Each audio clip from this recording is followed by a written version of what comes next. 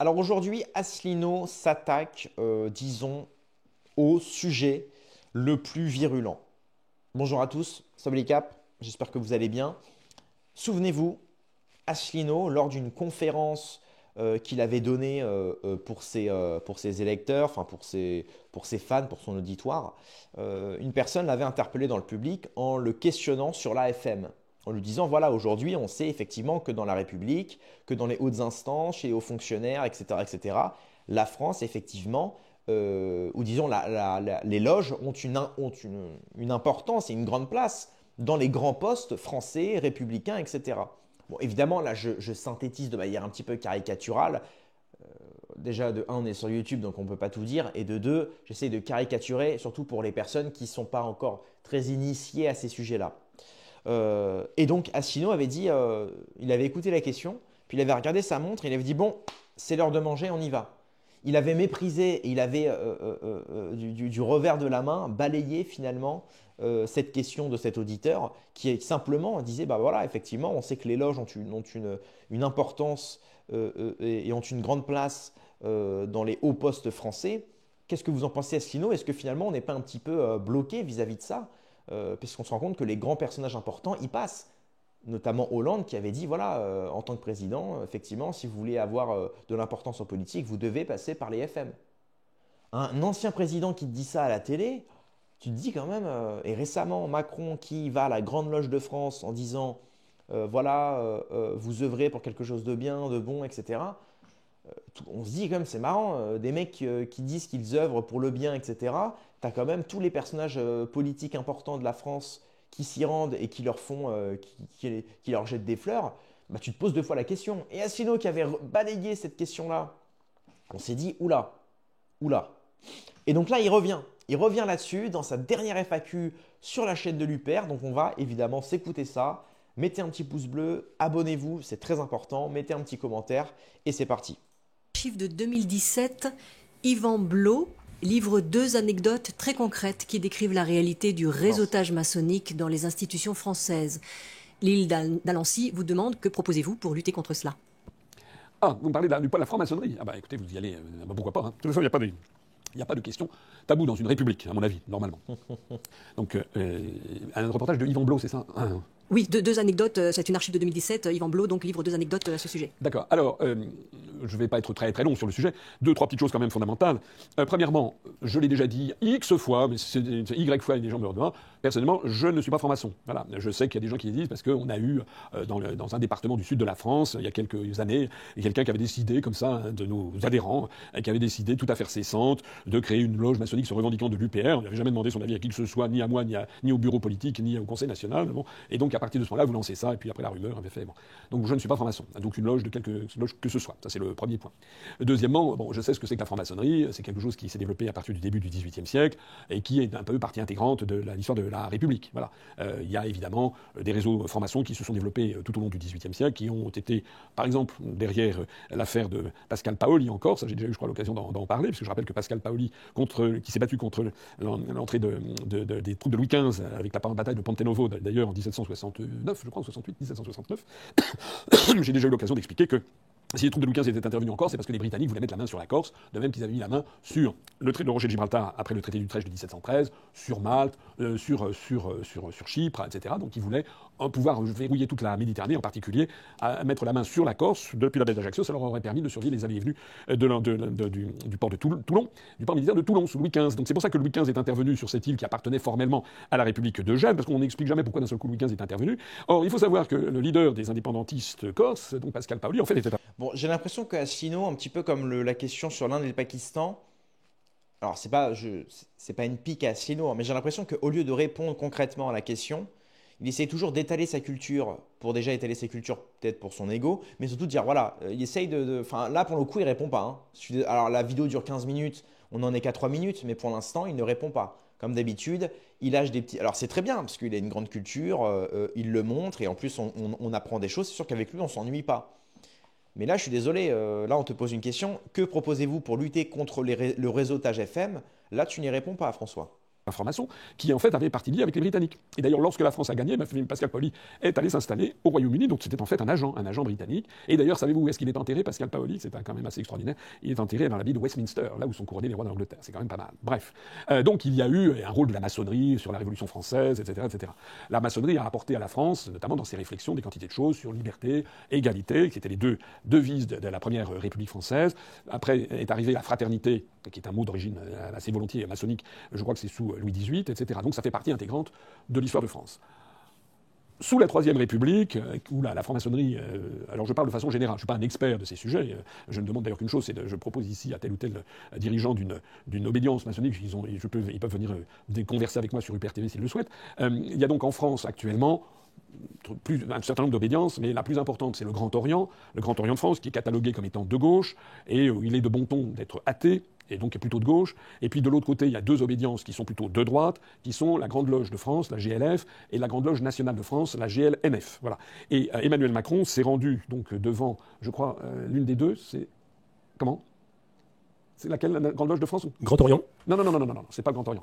Non, Emmanuel Macron est allé, hier ou avant-hier, il est allé devant, la Grande je crois que c'était la Grande Loge de France, il me semble, enfin c'est ça, qui sont des obédiences plutôt de droite. Alors on sait que le poids de la maçonnerie est important, parce que derrière, il y a des réseaux qui, notamment par exemple actuellement la loi sur la fin de vie, sur l'euthanasie, serait portée, paraît-il, par un certain nombre d'obédiences maçonniques qui voudraient intervenir. Voilà. Alors, c'est un sujet toujours assez empoisonné parce que... La Grande Loge de France. C'est la Grande Loge de France, hein, c'est ça. Voilà. Alors, ce sont des réseaux d'influence, et effectivement, il est assez de mauvais ton de parler de ça, parce que si vous commencez à évoquer ce sujet, aussitôt, on va vous taxer d'extrême droite. Donc c'est un truc assez incroyable, en fait, parce qu'on a verrouillé ce débat, de telle sorte qu'en France, les seuls qui ont le droit de parler de la franc-maçonnerie, ce sont les journalistes. C'est-à-dire que très régulièrement, vous avez Le Point ou l'Express qui vous disent, voilà, les francs-maçons ci, les francs-maçons ça, alors là, vous apprenez que tel ou tel responsable politique, un tel ministre, etc., sont francs-maçons, ont été francs-maçons, sont francs-maçons ici, sont francs-maçons là. Je ne vais pas donner des noms, mais allez vous renseigner. Ouais. En revanche, si jamais un responsable politique évoquait ce sujet, alors là, ce serait des cris d'orfraie. C'est un truc un peu bizarre. Personnellement, je n'aime pas trop. Moi, je n'ai rien contre les francs-maçons, je n'ai rien pour non plus. Et moi, ce que je trouve quand même assez gênant dans toute cette affaire, c'est un peu l'omerta qui règne là-dessus. Parce que autant il y a la maçonnerie spéculative qui a produit des textes de haute tenue, enfin les Lumières au XVIIIe siècle. Alors certains peuvent être contre, bien entendu, mais je sais bien qu'il y a beaucoup de catholiques traditionnalistes qui considèrent que ce sont les sociétés de franc-maçonnerie qui sont à l'origine de la Révolution française, ce qui n'est pas tout à fait faux, et qui sont à l'origine du développement de la laïcité, etc. Mais je sais bien aussi qu'il y a, dans l'apport de la franc-maçonnerie spéculative, il y a eu quand même des textes de grande portée intellectuelle, etc. Bon, le problème qu'il y a, c'est que ce sont devenus de plus en plus au XXe siècle, en fait, du réseautage. Voilà. Et du réseautage dans lequel la spéculation intellectuelle n'est pas forcément ce qu'il y a au premier plan, et c'est plutôt du réseautage. Avec, évidemment, tous les inconvénients qui résultent de ce genre de système, surtout si vous avez une chape de plomb, vous ne pouvez pas en parler. On a vu, ça ne concerne pas la France, ça concerne l'Italie, on a vu ce qui s'est passé en 1970, dans les années 70, où il y avait une infiltration du Vatican par la franc-maçonnerie, notamment par une loge qui appelait la loge P2, qui avait investi le Vatican avec l'aide d'un cardinal qui s'appelait Monseigneur Marcinkus, avec le Banco Ambrosiano, qui était une banque avec un type qui s'appelait Lucio Gelli, et tout ça, ça s'est terminé dans une affaire de scandale énorme. J'ai eu l'occasion, me semble-t-il, d'en parler, c'est que un certain nombre de personnes suspectent Jean-Paul Ier d'avoir été assassiné, parce que justement, il voulait mettre au clair. D'ailleurs, si vous voulez aller plus vite, pour comprendre ce qu'est la franc-maçonnerie, regardez ce que disait Vincent Payan sur la franc-maçonnerie. Voilà. Parce que là, Chino, pareil, il tord un peu des fesses pour dire pas grand-chose. C'est pas une pique, encore une fois. Moi, j'apprécie énormément Chino, on réagit beaucoup à de ses vidéos. Mais là, c'est vrai qu'on sent qu'il est pas très à l'aise. Il est pas très à l'aise. Parce que les finances du Vatican qui avaient été complètement empoisonnées par ces affaires. Et ça, c'est de notoriété absolument publique. Il n'y a pas un seul historien, un seul responsable politique qui pourra me dire le contraire de ce que je viens de dire. À taper Banco Ambrosiano, Loge P2, allez voir sur Internet et vous verrez que ce que je dis est tout à fait exact. D'ailleurs, puisqu'on en est à ces périodes de conclave, un certain nombre de catholiques traditionnalistes, alors il faut faire la différence entre les cédé-vacantistes, les traditionalistes et les intégristes, plus exactement cédé-vacantistes, intégristes, traditionalistes. Les traditionalistes comme les intégristes reconnaissent la communion avec Rome. Les cédé-vacantistes considèrent que depuis la mort de Pie XII, ce sont des imposteurs. En tout cas, vous avez dans cette tranche de la population des gens qui considèrent que l'Église, que la curie romaine a été investie par des loges franc-maçonnes. Voilà. Alors, effectivement, normalement, on n'en parle pas de tout ça. Moi, personnellement, je pense que c'est comme toute chose dans ce bas monde. Il y a des avantages et des inconvénients.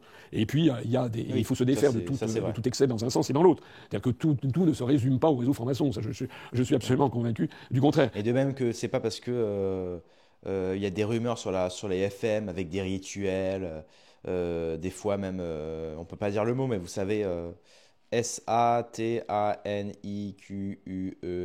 voilà. Ça ne veut pas dire que tous les FM font des VIOLS, etc. Pas du tout.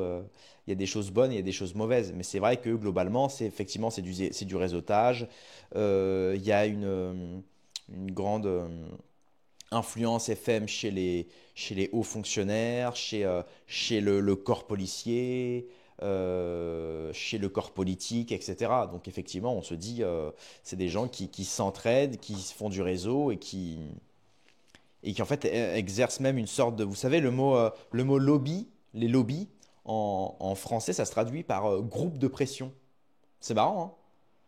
Le lobbying, c'est groupe de pression, groupe d'influence. Et c'est un peu ce que fait en fait les FM. Ils mettent de la pression de par leur réseau et de par leur soi-disant fraternité pour justement derrière, comme vous l'avez vu, par exemple, proposer des lois qui vont être mises en application, notamment celle de la fin de vie, par exemple, récemment. Donc si on se dit qu'ils ont, ils ont le pouvoir de mettre en place et de pouvoir appliquer certaines lois depuis les loges, qu'est-ce qui me dit qu'ils n'ont pas le pouvoir sur autre chose, voire sur le pouvoir français? C'est simplement des suppositions, bien évidemment, mais le but, c'est toujours de se questionner, c'est de ne pas mettre les FM dans une catégorie et de la laisser... non, non, il faut toujours... vous savez, tout est en mouvement, hein. On ne se baigne jamais deux fois dans le même fleuve. Tout est toujours en mouvement. La FM évolue. Elle a peut-être moins, effectivement, d'influence qu'à l'époque, mais elle en a toujours, comme on le voit. Mais les réseaux francs-maçons, ça existe, ça c'est exact. Et j'ai pu dans ma vie, on ne raconterait pas des anecdotes comme monsieur comment il s'appelle, je ne raconterai pas les mêmes anecdotes, mais enfin ça m'est arrivé de voir les mêmes choses. Alors, voilà ce que je pouvais dire. Moi, ce que je dirais, je lance ici une idée, qui n'est pas de moi d'ailleurs, puisque c'est ce qui existe dans d'autres pays du monde, à commencer par la Suisse par exemple. Là, je trouve qu'il serait assez normal, en définitive, qu'au moment où on brigue un mandat électif en France, eh bien, on dise qu'un candidat dise s'il appartient à telle ou telle loge de maçonnerie. Voilà. De même, puisqu'actuellement on demande aux candidats, par exemple à la présidentielle, on demande le pédigré, sa situation de famille, ses diplômes, etc., son expérience professionnelle. Et puis maintenant, on est allé plus loin, on demande l'état de son patrimoine, et ci et ça, avant, pendant, après. Moi, je ne trouverais pas anormal que l'on demande pour que puisqu'on est dans un monde de transparence. Il faudrait savoir, soit on est pour la transparence généralisée, soit on est pour les cachotteries. Oui. Donc si on est pour la transparence, moi je suis favorable à la transparence, surtout s'il s'agit d'élire par exemple des députés, des sénateurs ou le président de la République, je pense que ça serait bien et qu'il y a une loi qui impose à tous les candidats de dire voilà, quels sont mes diplômes, ma situation de famille, et quelle est ma situation de fortune, ce que je possède, ce que je ne possède pas, mais aussi quelle est ma religion, ça serait pas mal de le savoir, ou si je n'en ai pas, pourquoi pas, et aussi effectivement que je sois, est-ce que je suis dans une loge de franc-maçonnerie ou autre. Voilà. Alors je sais qu'il y a des gens qui vont pousser des cris d'horreur, mais enfin c'est ce qui se passe en Suisse. Non, c'est bien. La Suisse, c'est pas un pays. Voilà. C'est tout simplement que les Français, ou alors on considère que les Français n'ont pas le droit de savoir un certain nombre de choses. Voilà. Je dirais même, pour reprendre les mots de Soso, hein, les politiques devraient faire comme les cyclistes, ils devraient mettre leur sponsor sur leur maillot. Tu sais. Les politiques, c'est pareil, ils devraient mettre leur sponsor sur leur costard cravate, tu vois, voir qui les finance. Ça irait plus vite, hein, pour savoir pour qui on vote. Hein. Je veux dire, Macron, Rothschild et toutes les grandes familles que vous savez bien, que vous connaissez bien, comme disait Delavarde. Tu regardes, tu vois, moi je pense que ça irait plus vite en fait. C'est dis-nous qui sont tes potes, quels médias tu détiens, etc. Ça irait plus vite. Ça irait bien plus vite. Parce qu'à chaque fois, c'est, voilà, comme il le dit, on ne sait pas la religion des présidents, enfin des politiques, on ne sait pas leur religion, on ne sait pas vraiment leur idéologie, on ne sait pas s'ils sont FM ou s'ils ne le sont pas, on ne sait pas qui les finance, etc. On ne fait pas le CV d'ailleurs de ces gens-là. Macron, on n'a pas fait son CV en 2017. Hein. En 2017, on ne savait pas tout ce dont aujourd'hui on sait. Et je pense que si tout le monde avait recherché et fouiné le CV de Macron en 2017, je pense que beaucoup de gens n'auraient pas voté pour lui. Hein. Je pense d'ailleurs qu'il n'aurait même pas pu se présenter. Parce que c'est quand même une anomalie ce type-là, hein, je veux dire. Personnellement, j'y serais tout à fait favorable, et c'est pas de faire de la chasse à qui que ce soit, c'est simplement que les gens soient au courant de pour qui ils votent. Alors je le dis quand même un petit peu précisément, parce que je sais, parce que ça m'a été dit par des personnes en qui j'avais toute raison de faire crédit, puisque c'est des gens qui appartenaient notamment à des réseaux de franc-maçonnerie, au Grand Orient pour ne pas le citer, ouais. Et qu'au Grand Orient, il y a une interdiction qui est faite aux membres du Grand Orient de proposer la sortie de l'Union européenne. Ce qui n'est pas le cas dans d'autres, comment dirais-je, obédience maçonnique. Alors moi, j'aimerais, par exemple, je suis tout à fait ouvert à un débat, par exemple, que le grand maître du Grand Orient qui vienne ici et qui l'explique, en fait.